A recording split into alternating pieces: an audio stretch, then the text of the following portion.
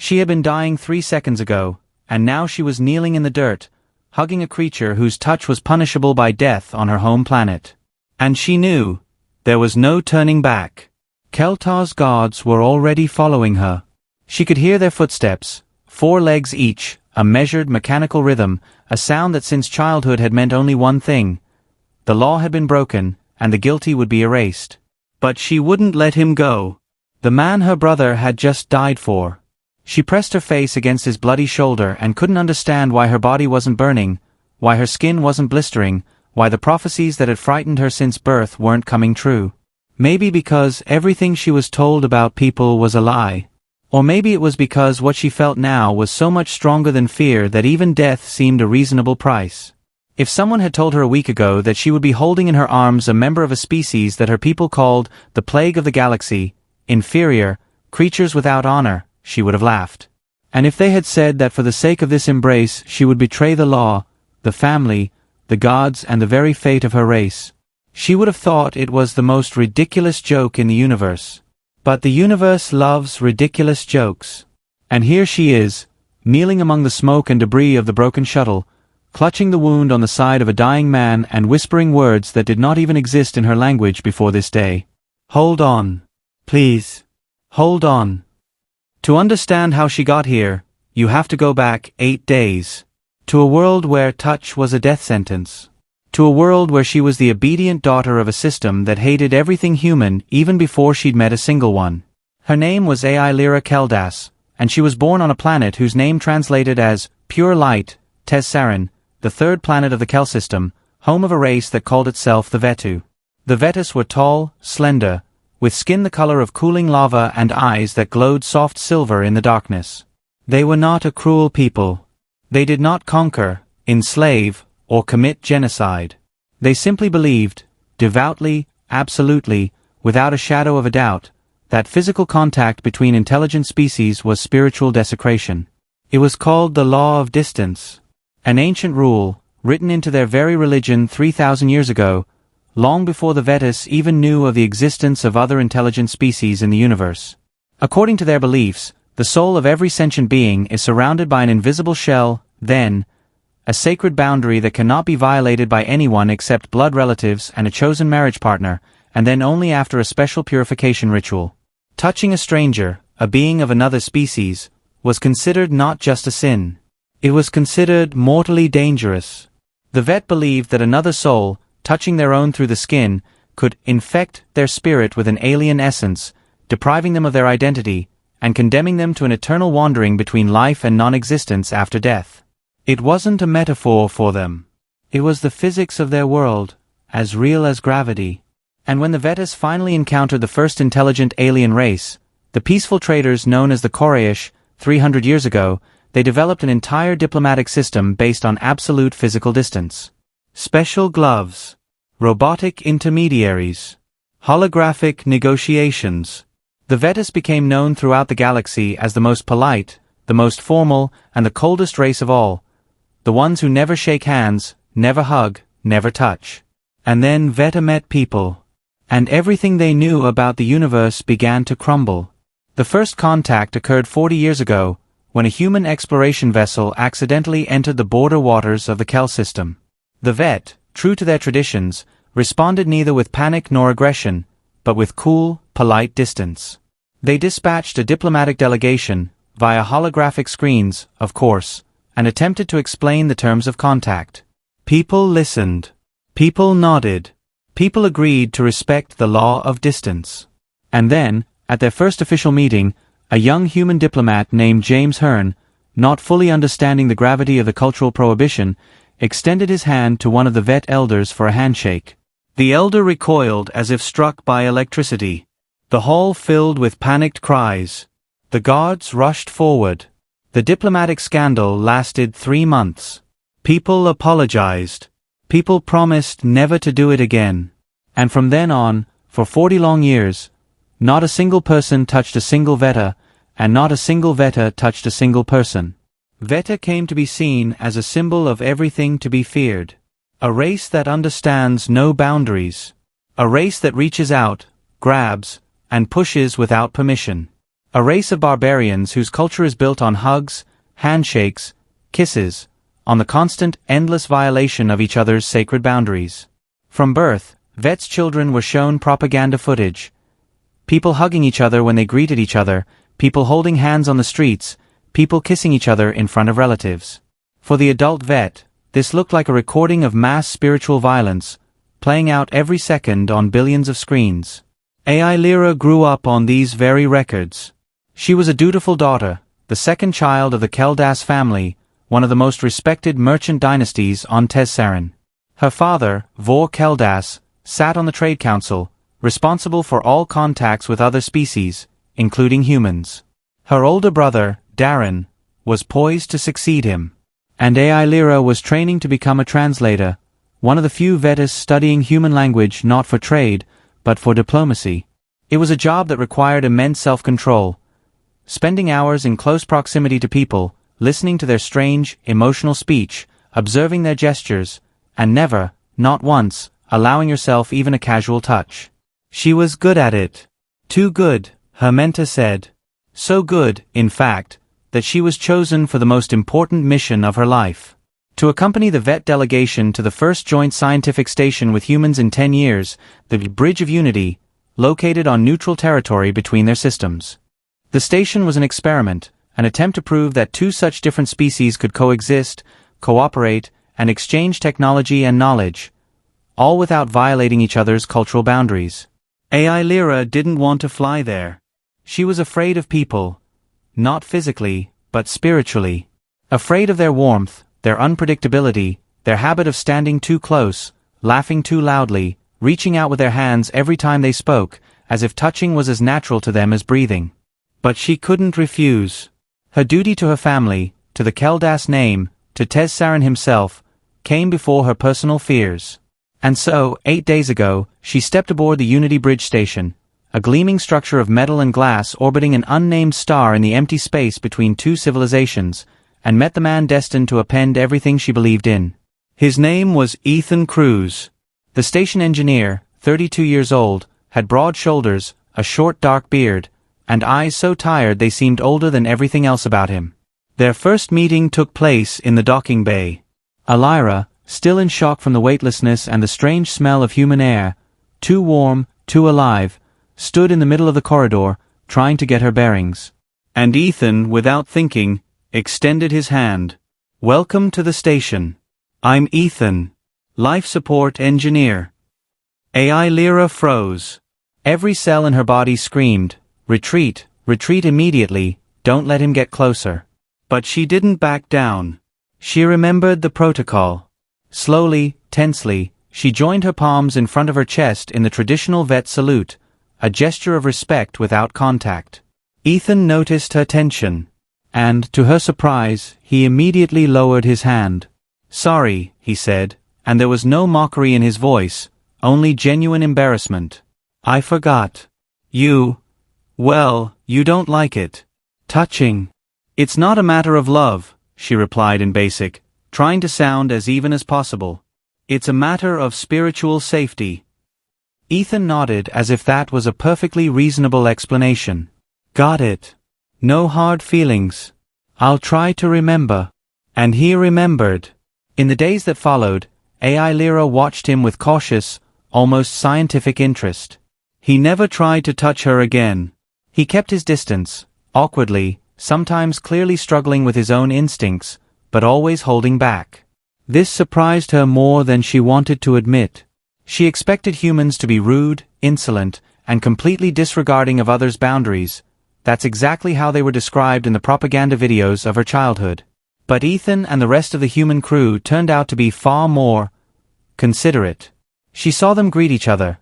Tight hugs, pats on the back, brief, warm touches on the shoulder. She saw one engineer, a woman named Sarah, hug her colleague when he received bad news from home. Just a hug, without saying a word, and he cried on her shoulder, and no one considered it shameful or dangerous. This fascinated Lyra and at the same time frightened her. Because the longer she watched, the more she noticed one oddity. People who touched each other so freely seemed happier. Not in a superficial sense. Deeper. Calmer. as if there was something in their touch that relieved the tension she carried within herself every second of every day of her life. On the third day at the station, an incident occurred that made her doubt for the first time. A young Vetu technician named Soren, one of her delegation members, was injured while repairing the outer skin. A metal fragment cut his arm deeply through his spacesuit. The pain was so intense that he lost consciousness in the airlock. AI Lyra was the first to reach him. Her first instinct was to call Veta's medical team, wait, and follow protocol, never touching him without special cleansing gloves. But Soren was bleeding profusely, and Vet's medical team was on the other side of the station. The closest person to help was the station's doctor, a woman named Miriam Osei, whose hands, covered in ordinary surgical gloves rather than the ritual Vetu cleansing gloves, were already gripping the clamp that was stopping the bleeding before AI Lyra could make a decision. "I need someone to hold him," Dr. Osei said sharply, without a trace of doubt in her voice. "Now. Not in an hour. Not when your team arrives. Now." AI Lyra stood paralyzed with fear, not physical, but that ancient, spiritual desecration terror that had been ingrained in her since birth.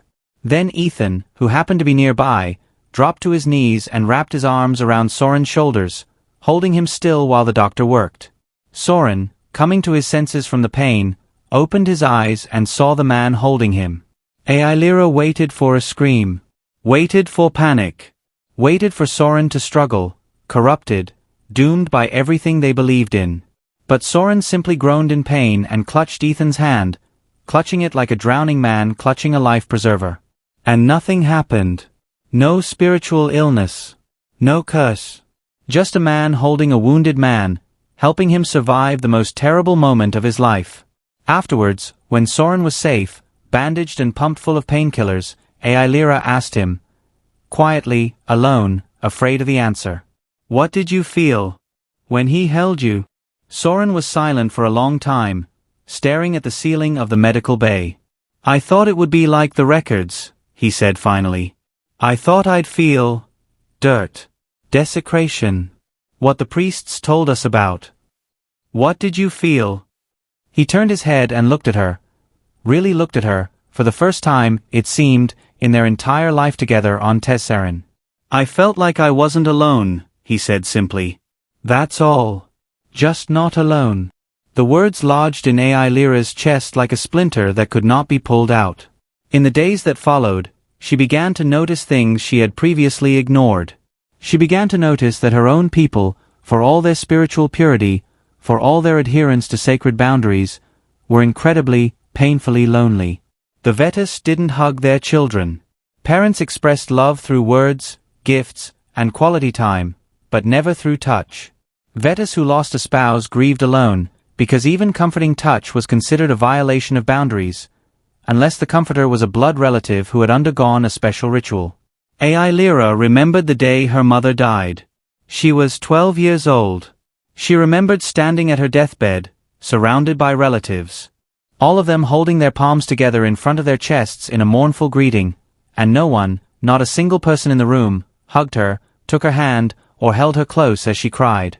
She remembered how cold she had been. Not physically. Somewhere deeper. She never allowed herself to think of this as a flaw in her culture. It was simply the way it was. The law of distance protected them, guarded their souls. That's how they were taught. But now, watching the people, the way Sarah hugged a crying colleague, the way Ethan held the wounded Soren, the way an entire station of people lived in constant, warm, physical contact with each other, without a single instance of spiritual desecration, AI Lyra began to ask herself a question that was almost heretical. What if the law of distance never protected their soul? What if he just kept them cold? She tried to suppress these thoughts. She reminded herself of duty, of 3,000-year-old tradition, of the faith of her ancestors. But the splinter remained. On their 5th day on the station, Ethan invited her to watch the sunset of an unnamed star through the observation dome, a rare sight, accessible only once a local day, when the station's orbit passed through a certain point. She agreed.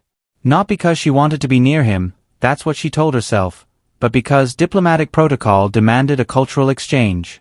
They sat in the dome, a safe distance apart, watching as the nameless star slowly sank below the horizon of the alien planet, coloring the space in shades that did not exist in the Veta language. "Can I ask you something?" Ethan said, not taking his eyes off the sunset. "Ask. Have you ever felt lonely? Because of all this? Because you never touch each other?" The question hit her harder than she expected. She wanted to respond sharply, defend her culture, explain to him the greatness of the law of distance. But instead she heard her own voice, quiet and uncertain. "Sometimes." Ethan nodded, as if he'd been expecting that answer. "You know, people have this theory. That touch isn't just a physical sensation.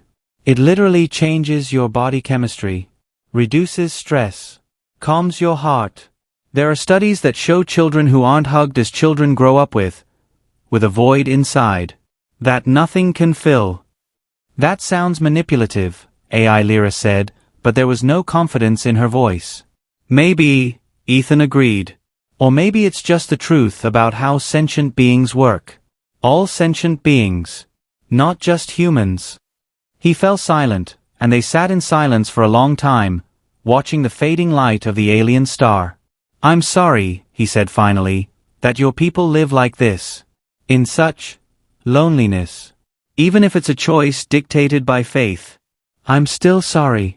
AI Lyra found nothing to say, because for the first time in her life, she realized that Ethan's pity wasn't arrogance. It was sincere. Human. On the 7th day, everything changed. It began with an alarm, a siren that shattered the station's silence in the middle of the night cycle. A meteorite swarm, unmarked on any map, slammed into the station's protective field with a force that ripped apart part of the outer hull of the North Wing, the same wing that housed the human cruise quarters and part of the Vet delegation. AI Lyra awoke to the sound of sirens and screams in the corridor.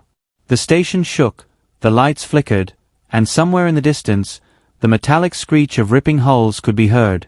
She rushed into the corridor, following the evacuation protocol they had rehearsed on their first day at the station. But the protocol hadn't prepared her for what she saw. The North Wing was torn in half. Emergency bulkheads had already begun to close, sealing off the damaged section to prevent depressurization of the entire station, a standard safety procedure that saves the many at the expense of the few. And behind those closing bulkheads, in a compartment that would soon become a vacuum tomb, were people.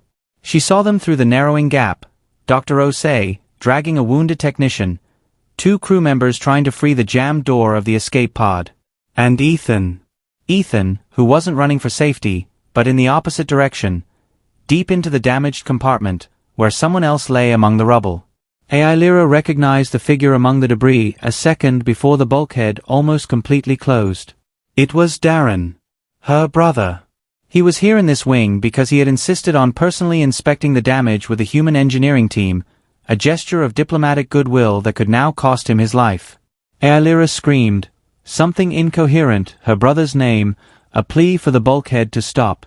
But the safety mechanisms ignored her pleas. The gap narrowed.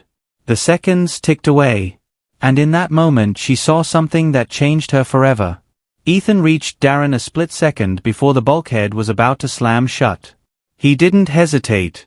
He didn't think about protocol, laws, or the 3,000-year-old beliefs of an alien race.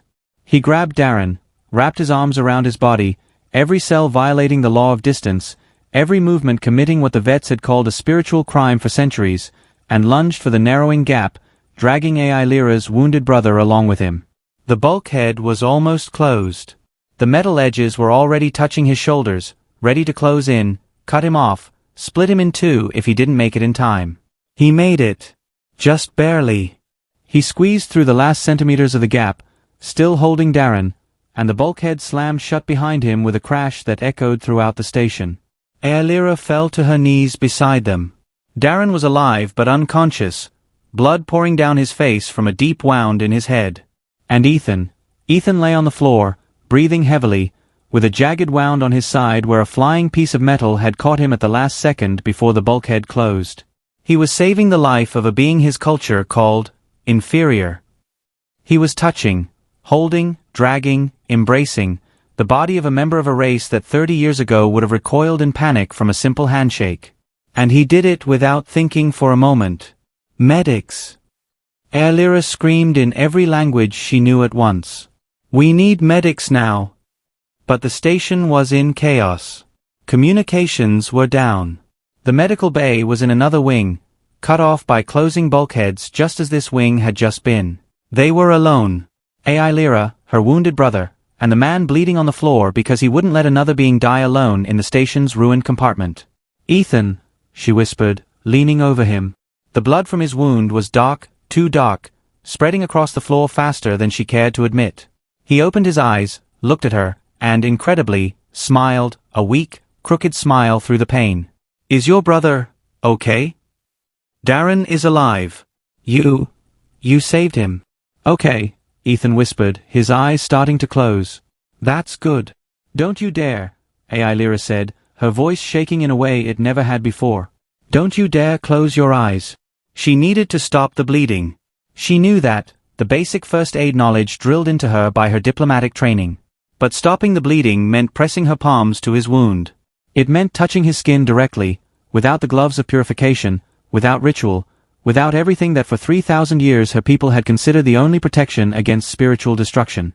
She froze, her hands trembling centimeters from his body. The voices in her head, the voices of the priests, the voices of her parents, the voice of her race's very destiny, screamed, Don't you dare. You will die. Your soul will be damned forever. You will betray everything your people are. And then she looked at his face. At the man who, an hour ago, had held a wounded, alien brother, without a thought for his own safety, his own culture, his own beliefs. Who had simply seen a creature in need and done the only thing that could be done. And she realized, with absolute, devastating clarity, that if she let him die now, out of fear of a curse that might never have existed, she didn't deserve to be called a sentient being at all. She pressed her palms to his wound. The skin beneath her fingers was warm. Alive. Normal. No burning. None of the pain the priests had warned about. No feeling of her soul dissolving into someone else's essence. Only the warm blood flowing between her fingers and the beating of the heart of the man beneath her palms, desperately fighting for life. Hold on, she whispered again, pressing all the strength of her arms into his side. Please. Hold on. It was at that moment, 3 seconds later to be precise, that the emergency bulkheads began to open, and the first rays of emergency lighting illuminated the rescue team rushing down the corridor. And it was at that moment, amid the smoke, blood, and roar of emergency systems, that the security guards of the Vet 2 delegation, summoned by a witness, saw their compatriot kneeling over the body of a man, pressing her bare palms to his bloodied skin. They froze in the doorway, paralyzed with horror at what they saw. Aelira looked up at them. She knew what this image meant in the eyes of her people. She knew that what she had done would be seen not as mercy, but as a crime, a spiritual desecration, a violation of the law of distance, committed publicly, voluntarily, without a moment's hesitation before witnesses. Get away from him, said one of the guards, his voice shaking with a mixture of fear and disgust. He's dying, Aelira replied, not moving. I need medical attention, not your horror. You broke the law. Publicly. In front of witnesses. You know what that means. She knew. Exile if she was lucky. Death if she wasn't, because some particularly orthodox Tezsaran communities still practiced ritual execution for the most serious violations of the law of distance, though such cases were rare in the modern era. Then let it mean what it's supposed to mean, she said, a firmness in her voice she'd never felt before. But first, get the medics. Or get out of the way and let me save him myself.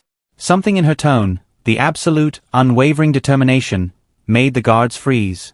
And at that moment, the human medical team arrived, pushing everyone aside, stabilizing Ethan on the spot with professional, swift movements that Aelira could only clumsily imitate. Darina was also taken away on a stretcher, still unconscious, but stable. Aelira wasn't arrested immediately. The chaos of the rescue operation bought her time, brief, precious time, before the formal prosecution process began. She used the time to stay near the medical bay, waiting for news about Ethan while surgeons fought for his life. The hours dragged on agonizingly slowly. Aelira sat in the hallway, her hands still covered in dried blood, his blood, and she didn't wash it off, couldn't bring herself to wash it off, as if it were the only proof that what had happened was real and not a dream. Darren came to 3 hours later. The first thing he asked was, "Where is the man who saved me?" Aelira told him everything. About the bulkhead. About the last seconds. About what she did, pressing her palms to Ethan's wound. Darren listened in silence, his face, still pale from blood loss, impassive. "You have broken the law," he said finally. "Yes." "Publicly." "In front of the gods." "Yes." He was silent for a long time, staring at the ceiling of the medical bay, the same ceiling under which Soren had confessed to Lyra a few days earlier that he had felt not desecration, but that he was no longer alone. "He saved my life," Darren said quietly. "He didn't even hesitate. Not for a second. He just did it. Like it was the only possible solution." "Because for him, it was the only possible solution," Lyra replied. "People don't think about boundaries when someone dies. They only think about how to save them." Darren turned his head and looked at his sister. Really looked at her for the first time in what felt like years. "You don't regret it," he said. "It wasn't a question." "No," Lyra replied. "I don't regret it." The formal indictment arrived the following day. The Vet Delegation Council, including her own father, summoned by an emergency holographic link with Tez Saren, convened to hear the case of Lyra Keldas, accused of publicly, voluntarily, and knowingly violating the law of distance. She stood before holographic images of the elders, including a flickering image of her father, whose face was a mask of suppressed pain. "Lyra," he said, and his voice carried the weariness of a man forced to choose between his love for his daughter and his loyalty to a 1,000-year-old tradition. "Do you understand the gravity of what you've done?" "I understand," she replied, standing straight, her eyes never leaving his. "I touched a man. With my bare hands. Pressed my palms to his open wound for minutes while he bled out, saving your son's life." The silence in the room was deafening. "Tell the council," she continued, "what did your soul feel, father, when you learned that your son was alive because a man was not afraid to touch him, to pull him out of the dying compartment, to save him from depressurization at the cost of his own wound?" "It's not the same," one of the elders said sharply. "The man's actions were his own choice, dictated by his own culture. Your actions are a betrayal of ours." "Then let me ask the council directly," Lyra said, and there was a power in her voice she didn't recognize. "For 3,000 years, we have believed that the touch of another being defile the soul, that it leads to spiritual sickness, to eternal damnation, to the destruction of our very essence. I touched a human, with my bare hands, for a long time, intentionally." She raised her palms, still with pale spots of dried blood on her skin. "Tell me, where is the curse? Where is the disease? Where is the destruction of my soul that you have warned me about all my life? Because I stand before you, and I feel more whole, more real, than I ever felt in all 26 years of my life, living at a cold, perfect distance from all life around me." The silence in the hall became so dense that it seemed almost material. "I don't deny our people the right to choose their own path," she continued, more quietly. "If the Vet too wish to live in a world without touch, that is their right, their culture, their choice. But I can no longer pretend that this choice is based on spiritual truth. It is based on fear. And fear that has been around for thousands of years doesn't become truth just because it's old." One of the elders, the oldest on the council, a woman named Cress, whose face was lined with the wrinkles of more than 300 years of life, slowly raised her hand, calling for silence. "Child," she said, and there was not anger in her voice, but something deeper, the weariness of ancient wisdom confronted with an inconvenient truth. "Are you aware that you are proposing that the council reconsider the foundations of our faith based on a single incident?" "I'm not asking you to reconsider a belief," Lyra replied. "I'm asking you to reconsider a law built on fear that may never have been truly tested. How many Vetus in 3,000 years have actually touched a sentient alien and told them the consequences? How many of us actually know what happens when the law of distance breaks down, and aren't just repeating what we've been taught since birth?" Cress was silent for a long time, studying the face of the young woman in front of her. "Your brother is alive because of a human touch," she said finally. "Your earthly friend is alive, if he survives, because of your own touch. Those are two things. Not proof. But they're not nothing either." She turned to the rest of the council. "I propose the following," she said. "We will not try Lyra Keldas for a crime committed while another sentient being's life hung in the balance. Our own code recognizes exceptions for actions taken to save life in an emergency. A whisper of surprise ran through the hall. However, Cress continued, there remains the question of her words, her open challenge to the very foundation of the law of distance. That cannot go unheeded. AI Lyra straightened up, preparing for the worst. Therefore I propose otherwise, the elder said.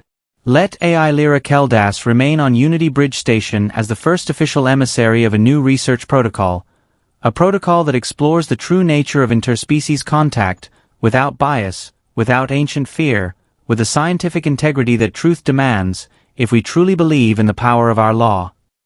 Lyra's father spoke on the holographic screen for the first time in a long time.